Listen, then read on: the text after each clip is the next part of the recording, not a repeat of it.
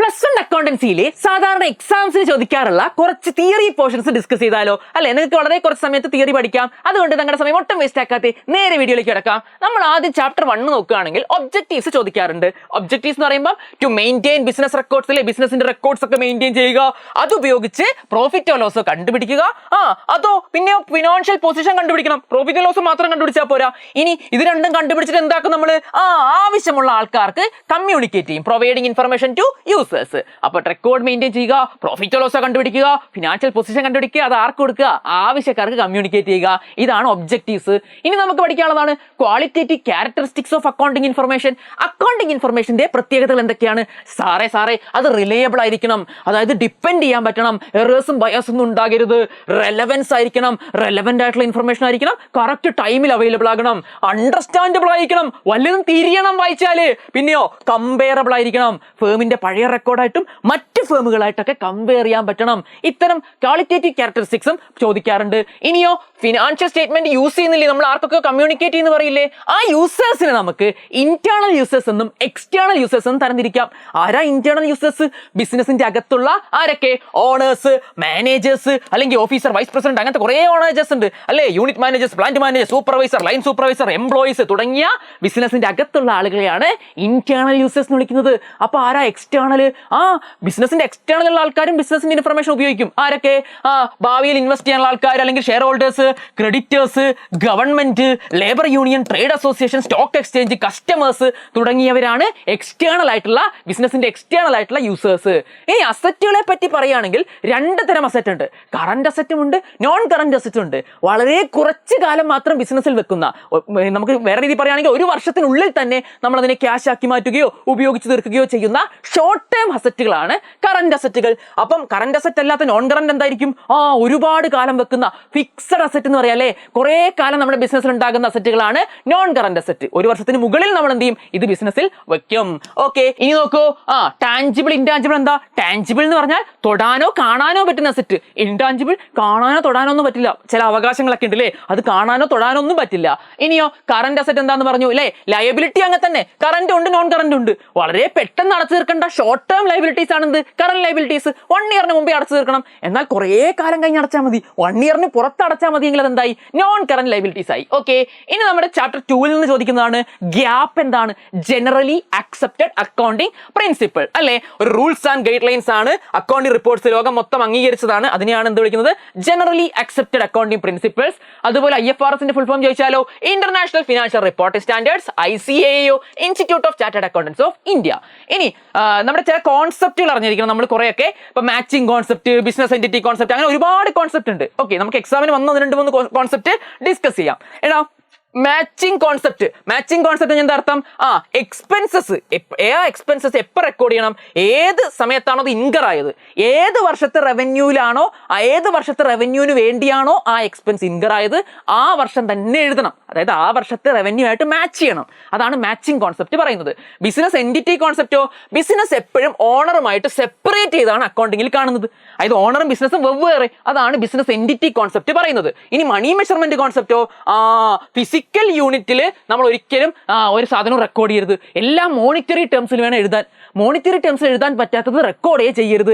ഇതാണ് money measurement concept പറയുന്നത്. ഇനി കൺസർവേറ്റിസമോ, ആന്റിസിപ്പേറ്റഡ് ലോസസുകൾ, മുൻകൂട്ടി വരുന്ന നഷ്ടങ്ങളെ മുൻകൂട്ടി കാണുകയും എന്നാൽ വരാനിരിക്കുന്ന ലാഭങ്ങളെ, ആന്റിസിപ്പേറ്റഡ് പ്രോഫിറ്റുകളെ കൺസിഡർ ചെയ്യാതിരിക്കുകയും ചെയ്യുന്നതാണ് കൺസർവേറ്റിസം കോൺസെപ്റ്റ്. അപ്പൊ അത് പ്ലേയിങ് സേഫ് എന്ന് പറയും അല്ലെ. മുൻകൂട്ടി വരുന്ന നഷ്ടങ്ങളെ കണ്ട് നമ്മൾ അതിനുവേണ്ടി ഇപ്പോഴേ പ്രൊവൈഡ് ചെയ്യുന്നു, എന്നാൽ വരാനിരിക്കുന്ന ലാഭങ്ങളെ ഇപ്പൊ കണക്ക് കൂട്ടുന്നില്ല. ഓക്കെ, യെസ്, അങ്ങനെ നമുക്ക് കുറച്ച് കോൺസെപ്റ്റ് ഉണ്ട്. ഇനി അക്കൗണ്ടിങ് പീരിയഡ് കോൺസെപ്റ്റോ, അക്കൗണ്ടിങ് പീരിയഡ് കോൺസെപ്റ്റ് കഴിഞ്ഞാൽ എൻ്റെ നമ്മുടെ ബിസിനസിന്റെ ലൈഫിനെ കുറെ പീരിയഡ് ആയി തിരിച്ചിട്ടുണ്ട്. നമ്മൾ ഈ P&L അക്കൗണ്ടും ബാലൻസ് ഷീറ്റ് ഒക്കെ തയ്യാറാക്കുന്നത് ആജീവനാന്തത്തേക്കല്ല, ഓരോ പർട്ടിക്കുലർ പീരിയഡിലേക്കാണ്, ഓരോ വർഷത്തേക്കാണ്, അല്ലെങ്കിൽ ഓരോ ക്വാർട്ടറിലേക്കാണ്. അതിനെയാണ് അക്കൗണ്ടിങ് പീരിയഡ് എന്ന് വിളിക്കുന്നത്. Dual aspect concept. നമ്മൾ ഫോളോ ചെയ്യുന്നത് ഡബിൾ എൻട്രി സിസ്റ്റമാ. ഓരോ ട്രാൻസാക്ഷനും ഒരു ഡെബിറ്റ് ആസ്പെക്റ്റും ക്രെഡിറ്റ് ആസ്പെക്റ്റും ഉണ്ടാകും. അപ്പൊ 2 ആസ്പെക്ട് ഉണ്ട്. അതാണ് ഡ്യുവൽ ആസ്പെക്ട് കോൺസെപ്റ്റ്. ഇനി കൺസർവേറ്റീവ് നമ്മൾ ഓൾറെഡി പറഞ്ഞു. ഓക്കെ, ഇനി 2 സിസ്റ്റം ഉണ്ടെന്ന് പറഞ്ഞു, ഡബിൾ എൻട്രി സിസ്റ്റവും സിംഗിൾ എൻട്രി സിസ്റ്റവും. അപ്പൊ നമ്മൾ ഡ്യുവൽ ആസ്പെക്ട് കോൺസെപ്റ്റ് ഒക്കെ ഫോളോ ചെയ്ത് എല്ലാ ട്രാൻസാക്ഷനും ഡെബിറ്റും ക്രെഡിറ്റും ഒക്കെ റെക്കോർഡ് ചെയ്ത് ഫോളോ ചെയ്യുന്ന സിസ്റ്റമാണ് ഡബിൾ എൻട്രി സിസ്റ്റം. എല്ലാതും 2 അക്കൗണ്ടിൽ റെക്കോർഡ് ചെയ്യും. എന്നാൽ ഡബിൾ അല്ലാതെ സിംഗിൾ എൻട്രി എന്താണ്?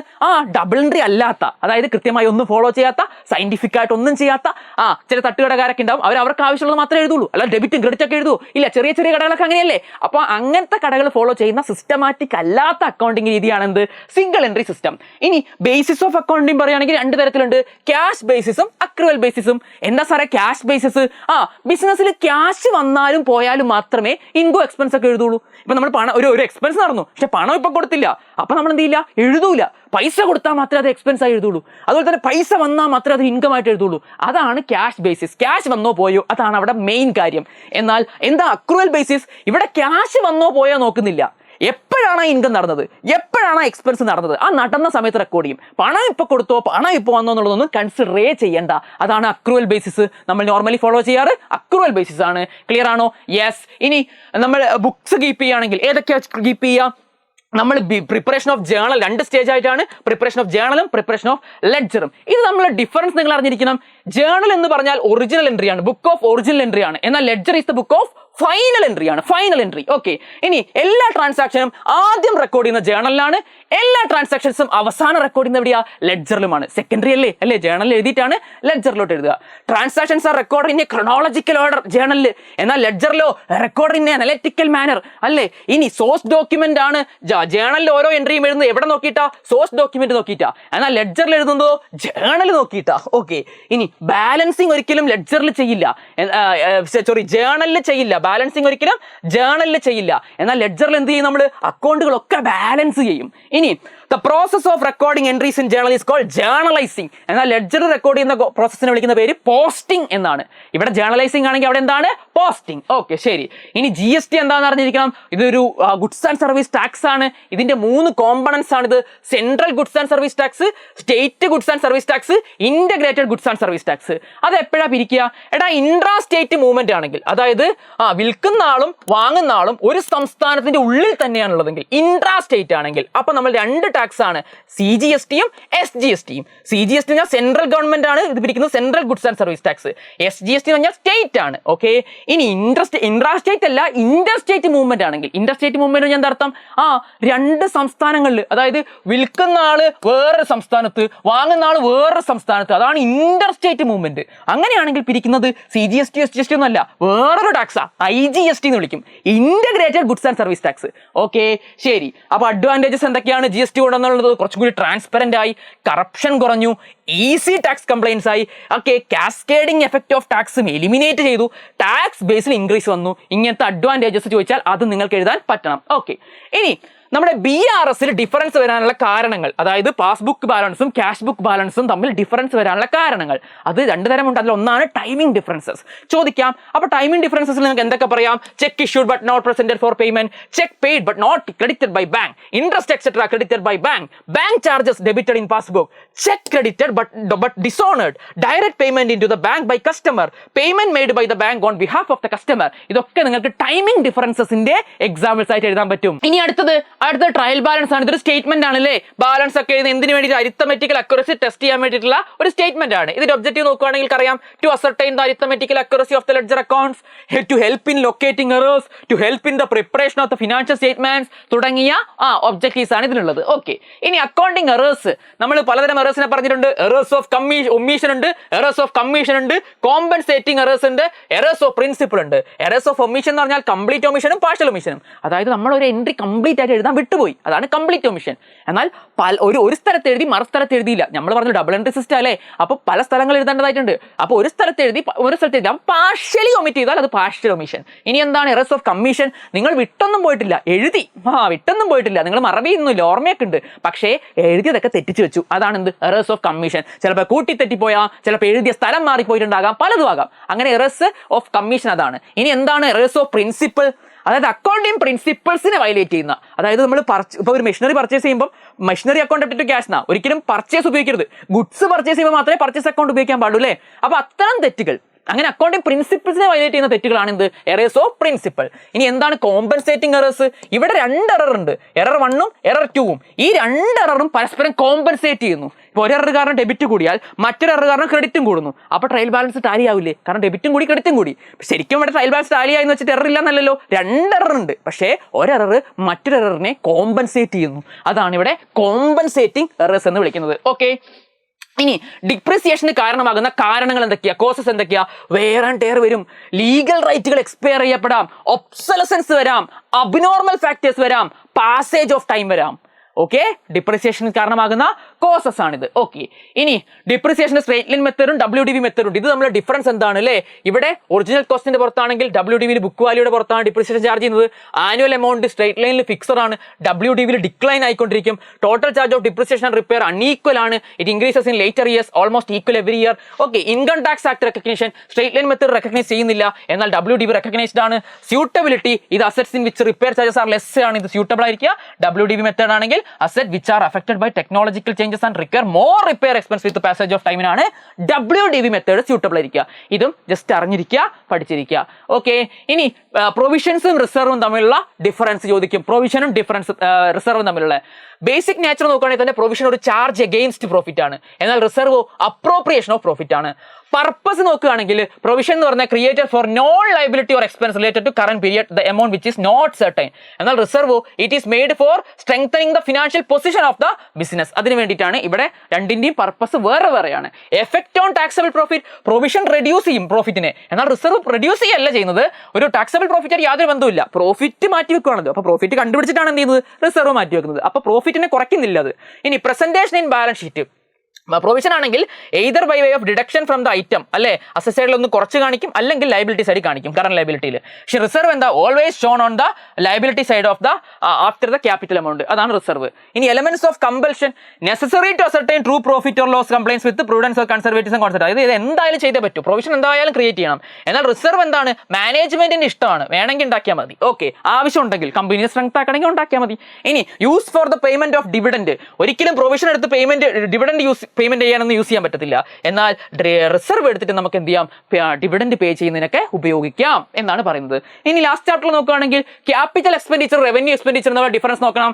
ക്യാപിറ്റൽ എക്സ്പെൻഡിച്ചർ എന്ന് പറഞ്ഞാൽ ഏർണിംഗ് കപ്പാസിറ്റി ഇൻക്രീസ് ചെയ്യും, എന്നാൽ റവന്യൂ എക്സ്പെൻഡിച്ചർ ജസ്റ്റ് അത് മെയിൻറ്റെയിൻ ചെയ്യുക മാത്രമേ ഉള്ളൂ, അഡീഷണലി ഇൻക്രീസ് ചെയ്യുന്നില്ല. ഓക്കെ, ഇനി capital expenditure to acquire fixed asset ആണ്. ഓക്കെ, ഫിക്സഡ് അസറ്റുകൾ ഇടയ്ക്കിടയ്ക്ക് വാങ്ങുമല്ലോ നമ്മളില്ലേ, നമ്മൾ ബിൽഡിംഗ് വാങ്ങും, കാർ വാങ്ങും, അത് അങ്ങനത്തെ എക്സ്പെൻഡിച്ചർ ആണ് ക്യാപിറ്റൽ എക്സ്പെൻഡിച്ചർ. എന്നാൽ റവന്യൂ എക്സ്പെൻഡിച്ചറോ incurred on day to day conduct of the business, salary കൊടുക്കുക, വേജ് കൊടുക്കുക, ദിവസവും നടക്കുന്ന എക്സ്പെൻസുകളൊക്കെ എന്താണ്? റവന്യൂ എക്സ്പെൻഡിച്ചർ ആണ്. അപ്പം ഈ പറയുന്ന ഫിക്സഡ് അസറ്റ് ഒക്കെ നമ്മൾ എപ്പോഴും വാങ്ങുമോ? ഇല്ല, അതുകൊണ്ട് തന്നെ നോൺ റെക്കറിംഗ് നാച്ചർ ആണ്. എന്നാൽ റവന്യൂ എക്സ്പെൻഡിച്ചറോ ജനറലി റെക്കറിംഗ് അല്ലെങ്കിൽ റിപ്പീറ്റേറ്റീവ് ആയിട്ട് നടക്കുന്ന കാര്യമാണ്. ഇനി ബെനിഫിറ്റ്സ്, ഇത് ഈ പറയുന്ന ക്യാപിറ്റൽ എക്സ്പെൻഡിച്ചർ നമ്മൾ നടത്തി കഴിഞ്ഞാൽ നമുക്ക് കിട്ടുന്ന ബെനിഫിറ്റ് എപ്പോഴും മോർ ദാൻ 1 അക്കൗണ്ടിങ് ഇയർ ആയിരിക്കും. ഒരു മെഷീനറി മേടിച്ചാൽ ഒരുപാട് കാലം ഉപയോഗിക്കാൻ പറ്റില്ലേ, എന്നാൽ റവന്യൂ എക്സ്പെൻഡിച്ചറോ നോർമലി ഫോർ 1 അക്കൗണ്ടിങ് ഇയർ ആണ്. ഇനി capital expenditure record in balance ഷീറ്റിലാണ്. അതായത് ക്യാപിറ്റൽ എക്സ്പെൻഡിച്ചർ ആയ അസറ്റുകളൊക്കെ നമ്മൾ എവിടെ റെക്കോർഡ് ചെയ്യുക? ബാലൻസ് ഷീറ്റിൽ. എന്നാൽ റവന്യൂ എക്സ്പെൻഡിച്ചറുകളൊക്കെ trading and profit and loss അക്കൗണ്ടിലാണ് റെക്കോർഡ് ചെയ്യുക. ഇനി ക്യാപിറ്റൽ റെസീറ്റും റവന്യൂ റെസീറ്റും ഉണ്ട്. അത് എക്സ്പെൻഡിച്ചർ ചെലവാക്കിയതേ പറഞ്ഞുള്ളൂ. ഇനി റെസീപ്റ്റ് ഉണ്ട് അല്ലേ, അതായത് ക്യാപിറ്റൽ റെസീറ്റും റവന്യൂ റെസീറ്റും. എന്താണ് അത്?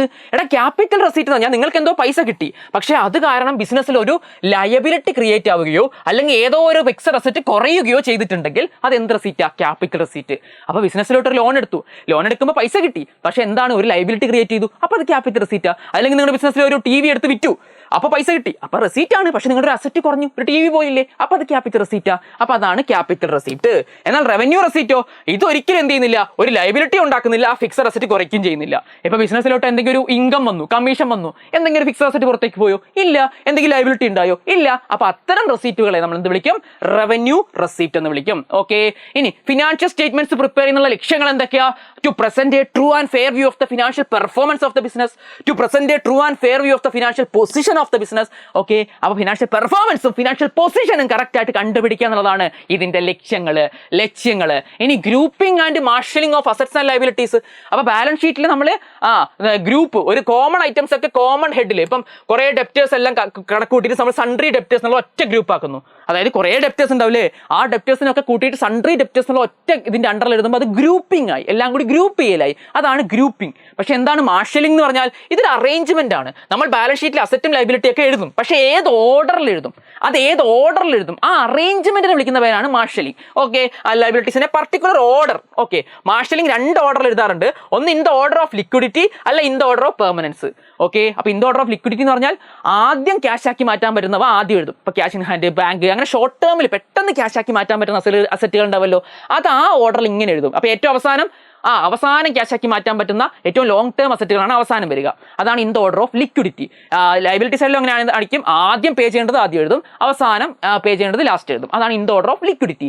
എന്താ in the order of permanence? അത് നേരെ റിവേഴ്സ് ആണ്. അവസാനം ക്യാഷ് ആക്കി മാറ്റാൻ പറ്റുന്നവനെ ആദ്യം എഴുതും, ഏറ്റവും കൂടുതൽ കാലം ബിസിനസ്സിൽ നിൽക്കുന്നത്. അതുപോലെ ലോങ് ടേമിലുള്ള ബാധ്യതകളും ആദ്യം എഴുതും. എന്നിട്ട് നേരെ തിരിച്ച് താഴോട്ട് വരുന്തോറും ഷോർട്ട് ടേമിലുള്ള ലൈബിലിറ്റീസും ഷോർട്ട് ടേം അസറ്റുകളും പെട്ടെന്ന് ക്യാഷ് ആക്കി മാറ്റുന്ന അസറ്റുകളും താഴോട്ട് എഴുതും. ഓക്കെ, അപ്പം ലിക്വിഡിറ്റിനെ നേരെ തിരിച്ചിട്ടതാണ് ഇത് in the order of permanence. Okay, ഇതാണ് നമ്മൾ നേരത്തെ പറഞ്ഞത്. In the order of liquidity ഇങ്ങനെ വരും, കണ്ടോ, ആദ്യം ക്യാഷും കാര്യങ്ങളൊക്കെ വന്നു. ഇനി in the order of permanence ആണെങ്കിൽ കണ്ടോ ഈ ഓർഡറിലും വരും. ഓക്കെ, സോ ഇതൊക്കെയാണ് നമ്മുടെ കുറേയൊക്കെ ഇമ്പോർട്ടൻറ്റ് തിയറി. ഇത് കൂടാതെയും ചില തിയറികളൊക്കെ ചോദിക്കും, പക്ഷെ നമ്മൾ കുറച്ച് ഏറ്റവും പ്രധാനപ്പെട്ട എക്സാമിന് ചോദിച്ച് കാണുന്ന ഇമ്പോർട്ടൻറ്റ് തിയറീസ് ആണ് ഡിസ്കസ് ചെയ്തത്. സോ ഇത് യൂസ്ഫുൾ ആയി എന്ന് വിശ്വസിക്കുന്നു. എൻ്റെ പേര് കുമാരിയ. നമുക്ക് മറ്റൊരു വീഡിയോയിൽ കാണാം. അതുവരെ ബൈ.